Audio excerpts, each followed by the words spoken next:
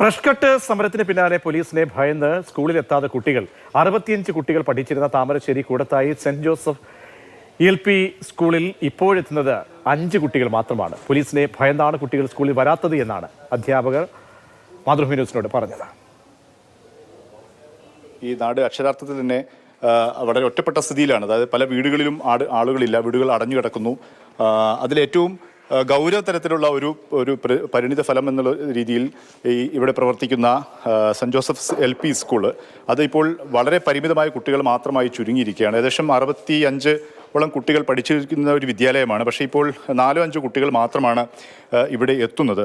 പലരും രക്ഷിതാക്കൾ ഒളിവിലാണ്, കുട്ടികളുമായി മറ്റ് സ്ഥലങ്ങളിലേക്ക് ഒളിവിൽ പോയിരിക്കുകയാണ്. പോലീസിനെ കണ്ട് പേടിച്ച് ഭീതിയോടുകൂടിയാണ് കുട്ടികൾ ഇവിടെ കഴിയുന്നതെന്ന് നാട്ടുകാരും അധ്യാപകരും ഒക്കെ നമ്മോട് പറയുന്നുണ്ട്. പിറന്ന മണ്ണിൽ ശുദ്ധമായി ശ്വസിച്ച് ജീവിക്കാനുള്ള പോരാട്ടത്തിനിടയിൽ ഇപ്പം പലരും ഒളിവിലാണ്. ഉള്ള കുട്ടികൾക്ക് വരെ റോഡിലിറങ്ങി നടക്കാൻ ഭയമാണ്.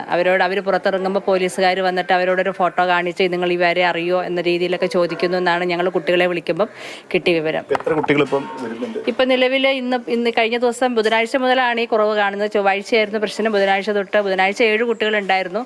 അന്ന് 7 കുട്ടികൾ വന്നവരിൽ തന്നെ ചിലരെ പോലീസ് ഇങ്ങനെ ചോദിച്ചപ്പോൾ അവർക്ക് ഭയന്നിട്ട് പിന്നെ അവർ വന്നിട്ടില്ല. ഇപ്പം 5 കുട്ടികൾ, അത് ടീച്ചേഴ്സിൻ്റെ കുട്ടികളാണ്. വെള്ളവണ്ടി കാണുമ്പോൾ തന്നെ കുട്ടികൾ ഭയന്ന് വിറക്കുകയാണെന്നാണ് ഞങ്ങൾ രക്ഷിതാക്കളെ വിളിക്കുമ്പോൾ കിട്ടുന്ന വിവരം. ബന്ധപ്പെടാൻ പറ്റുന്നുണ്ടോ? കുട്ടികളെ കുറേ പേരെയൊക്കെ എല്ലാവരും ഒന്നും ബന്ധപ്പെടാൻ സാധിക്കുന്നില്ല. കുറച്ച് പേരെ മാത്രമേ ടീച്ചേഴ്സ്, ഞങ്ങളിപ്പോൾ ഓൺലൈനായിട്ട് ക്ലാസ് എടുക്കുന്നുണ്ട്, അതും എല്ലാ കുട്ടികളൊന്നും കാണുന്നില്ല. ഈ പ്രദേശം എനിക്ക് തോന്നുന്നു ഈ ഫാക്ടറിയുടെ ഭയങ്കര എഫക്റ്റഡ് ആയ ഒരു സ്ഥലം കൂടിയാണ് ഈ സ്കൂൾ ഉൾപ്പെടെയുള്ള സ്ഥലം. അതെ, ഏറ്റവും പ്രധാനമായിട്ട് ഈ സ്കൂളിനോട് ഏറ്റവും ചേർന്ന് ഈ ഫാക്ടറിയുടെ ഏറ്റവും അടുത്ത് നിൽക്കുന്ന പ്രദേശമാണിത്. ഈ ഫ്രഷ് കട്ടിനെതിരെ പരാതി ഉണ്ടായിരുന്നു. നമ്മുടെ സ്കൂള് PTA കക്ഷി ചേർന്നിട്ടുണ്ട്. കോടതിയിലുള്ള കേസിൽ നമ്മുടെ സ്കൂൾ PTA ഇതിൽ കക്ഷി ചേർന്നിട്ടുണ്ട്. വേണുവിനൊപ്പം മുഹമ്മദ് ഷഹീദ്, മാതൃഭൂമി ന്യൂസ്, കോഴിക്കോട്.